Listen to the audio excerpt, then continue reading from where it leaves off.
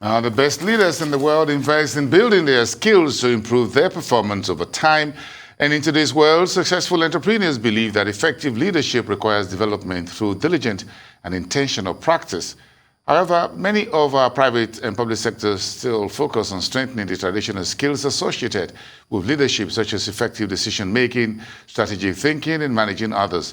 But one of the most vital skill sets a leader can have is often the least understood, which is emotional intelligence.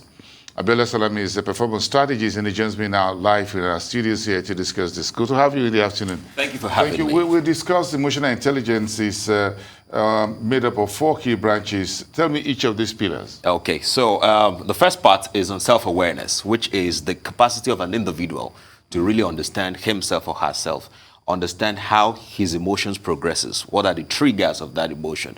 So you get angry. What gets you angry? You're afraid of performing a business task. Why? What gets you afraid to? So there's self-awareness. The other part is self-management, which is using the knowledge you have about yourself to manage yourself, to determine how to make decisions and what to say so that you can always put your best foot forward. The third part is called social awareness, which is your understanding of other people, understanding the interests, of other people, understanding the triggers for their emotions. And the fourth part is relationship management, which is by virtue of what you know about other people, by virtue of what you understand about how they make decisions, what their needs, what their interests are, you can build rewarding win-win relationships with them.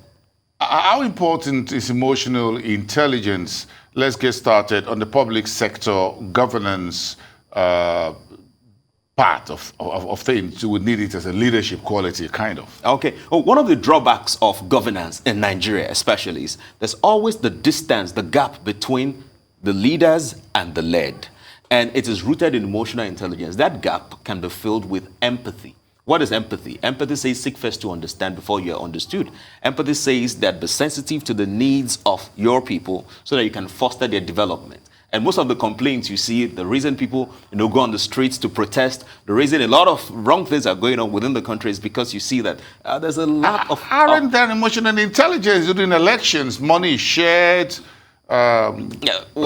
pastries and other things are shared. So don't they connect with the people? Is that not a way of saying they love the people? They are connected. So you see, there is meeting the genuine needs of people. There is also taking undue advantage of the needs of people. Taking undue advantage of the needs of people is, they are hungry today, so you give them a bread to eat today. But you know that hunger is not just today, it's long term. And so really emotionally intelligent leaders are those who look at the long term of the needs of people so that their people can become self-sufficient, such that it can develop the nation. I mean, look at other countries that we always talk about, that we always refer to easily. We call them developed nations. It's because some of their leaders, they've taken time to understand the needs of their people and they've developed policies to address those needs so that people... So they're emotionally attached to those that they led. Yes. So they are emotionally attached to those that they led. They understand the needs of those people. They are visionary, right? And they also ensure that as leaders, they don't allow their emotions to always determine their decisions. Because... For example... Okay, so... For example, where you come from, cultural issues, all of those things, the ethnic issues. I mean, not too long ago, there was a situation in the country, and then people expected leadership to respond in a particular way to show that leadership is sensitive to the yearnings of the people, not necessarily to provide the solution immediately, but to show some level of sensitivity. But because emotional intelligence is lacking, leadership just brushed through it like nothing happened. Until date, we're still feeling the consequences of that. So if we want a progressive nation, a progressive business as well, it's important for leaders to develop emotional intelligence such that they can lead themselves well and lead other people aright such that the country can move forward. Who's designed this particular emotional intelligence? How can it be deployed, especially for businesses and the private sector at least? Okay, so first, let's look at customers. Any business setup, the goal is to serve customers. Everybody says that. And it's important to really understand the behavior of the customer. Why does this person patronize me? Why does this person patronize my competition? And so what can I do to ensure that this customer of mine stays with me, and I don't lose that customer to competition. Even before the person becomes a customer, as a prospect, what are the needs of this individual? What are the behaviors of this person? How can I channel my product or my service to make sure that I support the yearnings of this individual? Is this individual visionary? Is the person thinking about his or her future in 10 years' time, in 20 years' time? But we use the lingo customer here in this climb. So this is the deception about it. There's a lot of lip service we pay to these things, but eventually when you check what is being done, I mean, anybody can say anything. The real transformation comes from what is being consistently practiced.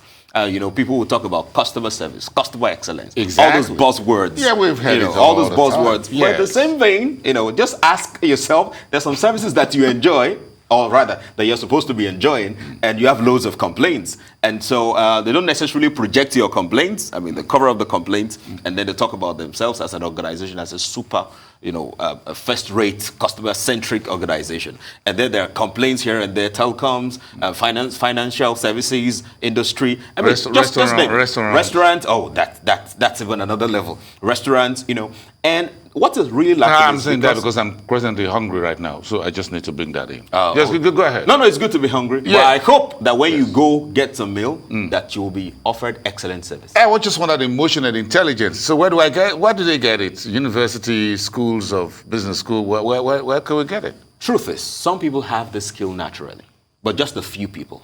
But every one of us, it is important that we go for training, that we learn. By the way, recently we released a tool.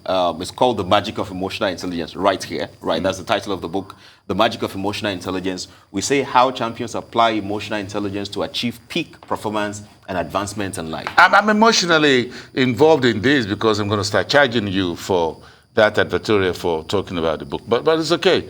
I'll let that pass. Thank you for letting that pass. Now I'll have to make a call on that. Great. So is it something you can onboard over time? So it's about consciousness, that you are conscious of the fact that you don't have this skill. There's something we say in learning and development, that the beginning of progress is discovering the need. It's discovering that I have a gap. It's discovering that I am incompetent in this area and then seeking ways to become competent. So there are people out there that a lot of us we admire. And I'm not talking about because of how rich they are. It's because of their comportment, their behavior, the way they behave under pressure. Right? A lot of people will say... Well, if this is beginning to look like a spa that I need to come around there because I need an emotional intelligence... Please feel free.